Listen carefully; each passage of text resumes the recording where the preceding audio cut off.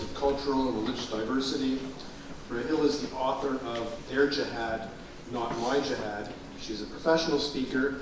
She travels around the globe to promote these very, very important issues. A fervent advocate for gender equality, as you can see in the film. Raheel is the first Muslim woman in Canada to lead mixed gender prayers. She just came back from the UN where she presented this film at the UN Human Rights Council, which is a huge achievement. We all know about them. So please welcome Raheel Raza.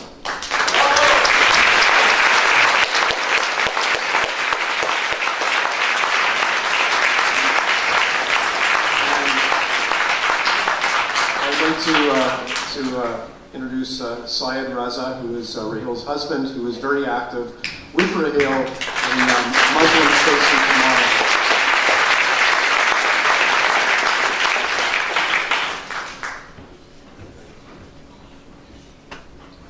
So Raheel, I would just like to ask, to start off the evening, we've seen a lot of stats about the US, but do we have a problem in Canada at all with some of these issues?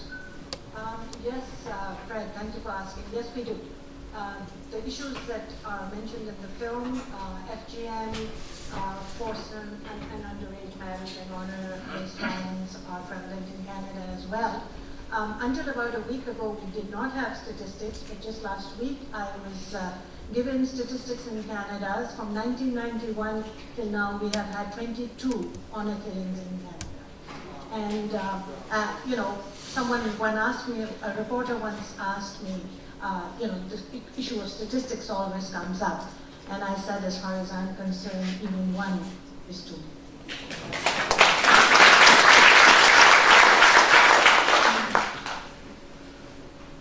I'll ask a question that a lot of people probably are thinking, is the issue Islam itself? Or is that, because a lot of people, you know yourself, a lot of people talk a lot about the problem with Islam. Is the problem Islam, or is there something else going on here? I'm going to hand this over. Okay. The short answer is yes, you are right. The problem is Islam. But to elaborate, the problem is the misuse of verses from the Quran. Misuse from constructed history, misuse of man-made Sharia, which is being sold as divine. So yes, the problem is Islamic, but we who are in the trenches cannot solve that. That has to come from the clerics. But if we make too much noise, I'm sure they will listen, and it will be addressed. So it is an Islamic problem. It should have an Islamic solution. Okay, I'd like to ask, we've got 2 microphones, so if people want to ask some questions, I'd like to ask people to keep your questions brief.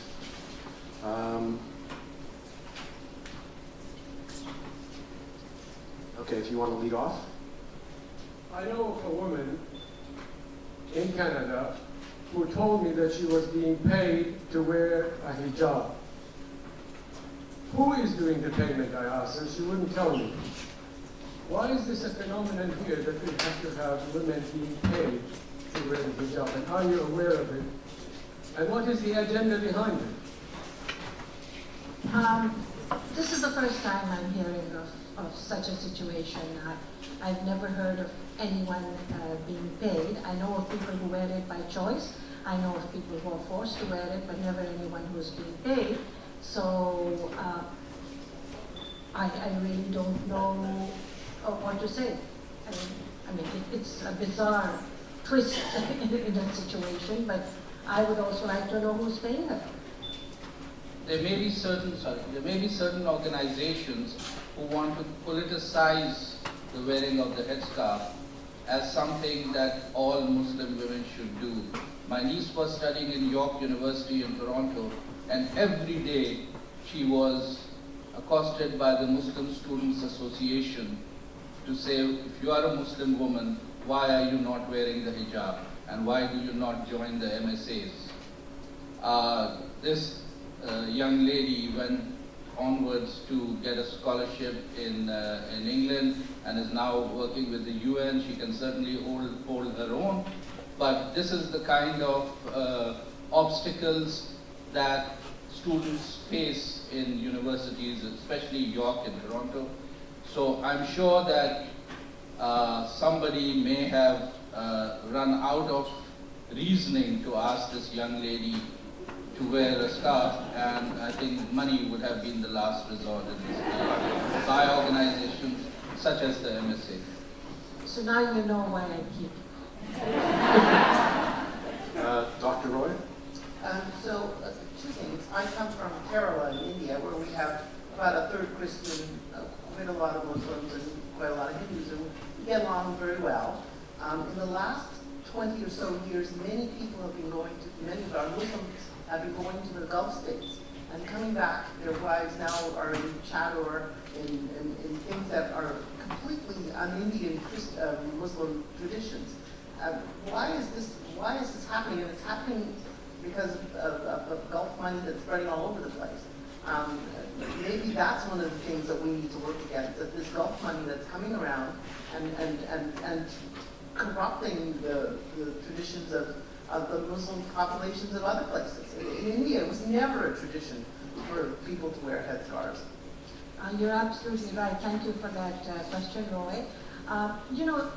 In the early days of Islam, when Muslims were expanding and moving to different parts of the world, they would go to a different country and they would absorb very much a part of the culture there, because there is actually no such thing as an Islamic dress per se. The Quran speaks about modesty, so anyone imposing a particular kind of dress or particular kind of attire to say that this is Islamic is something that goes against the core basis of what it means, what the faith means. And in regards to these winds that are coming from the sands of Arabia, they're bringing on the backs of them a huge ideology which is about imposing these restrictions. So it's not surprising that you see people who have gone to the Gulf countries, or especially to Saudi Arabia, to come back covered from head to toe. And this influence, the Wahhabi Saudi influence on the back of petrodollars, has found its way into North America as well. And you are absolutely right. That is what we have to look at. It's all about the money. We have to see where the money is coming from and to which organizations. And essentially the question is, why should this kind of foreign funding even come into our universities? And it is here in Canada, and we need to be very aware of that, and we need to find ways to stop it. Yes, over there. I think one of the most disturbing aspects of all this to me is that rituals of female genital mutilation are being carried out right under our noses in Ottawa. There's been virtually, even though it's known, right, there's been virtually no media coverage. I think I've seen one article. And I think my question is, how on earth do we ever let this happen? And what are we going to do to make it stop? How do we hold people accountable who probably, others would like to sweep under the rug, but surely we've got to be able to stop this. Well, thank you for that question. We allowed it to happen because of political correctness, and because under the umbrella of multiculturalism, it was acceptable to say anything that is cultural is acceptable and that all cultures are equal. My personal understanding is that all cultures are not equal. We are not talking about good and bad, but cultures in which they cut the genitals of a young girl is definitely not equal to a culture where there is gender equality. And we have not spoken out enough until it has come and embedded itself in our own backyard. Now, I want to give you a piece of good news, though, that in England, where female genital mutilation was at its highest, to the extent of about 4,000 cases a year in the hospital, last week they actually prosecuted the first medical doctor for performing female genital mutilation in a hospital. First time ever. In England, hospital. What led to that? What led to that was the awareness. So awareness campaign was started by a young girl who actually had been a victim of FGM, and she started this awareness campaign where the MPs got involved. So now in England it's mandatory to give education about FGM in school, something that was never discussed before. And the first doctor who was performing this was prosecuted. I don't think that's happened in Canada yet. No, it isn't. But what I'm trying to say is that if it can happen in England, certainly we can look at it happening here. And we need to create awareness, because until 10 years ago, maybe 5 years ago, people didn't even know this was happening. It is happening. Doctors are illegally performing it under the table, and therefore we don't even have statistics to know how many cases there are. But in America, we saw the statistics, about 150,000. So Honor Diaries is not just about creating that awareness, but about actually implementing change and finding some ways of action where we can legislate laws that say that these are criminal offenses, and that we have helplines, and that we prosecute those doctors and midwives who help performing these cases. And media, of course, needs to be involved. Sorla? Thank you, Fred. First of all, Dr.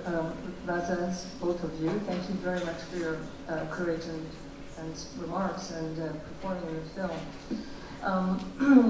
There are a couple of comments I need to make before I can pose the question, and I will try to keep it brief. Number one, I'm reminded not only of the wonderful things our present Prime Minister is doing, but the comments of Justin Trudeau last year, when asked to comment on the use of the term barbaric with respect to FGM, objected to the word rather than the act, the barbaric act itself.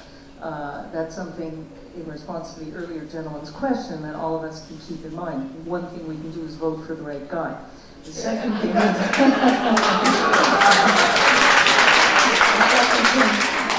is that a few years ago, the province of Ontario very nearly passed Sharia law, and I was one of the very few Caucasian women up on Parliament Hill protesting against that. That's the second thing all of us can do, is make sure it doesn't happen in our provinces. And another thing, so now I come to the question. In the film, Raheel Saraswati surprised me because she's a very beautiful young woman wearing a hijab. And my understanding is that hijab is meant to ensure modesty so that men are not attracted to women because the hair is covered. But then she wears this magnificent makeup and jewelry and glittery headscarves and veils. And I see young women wearing the hijab in Canada and in the world.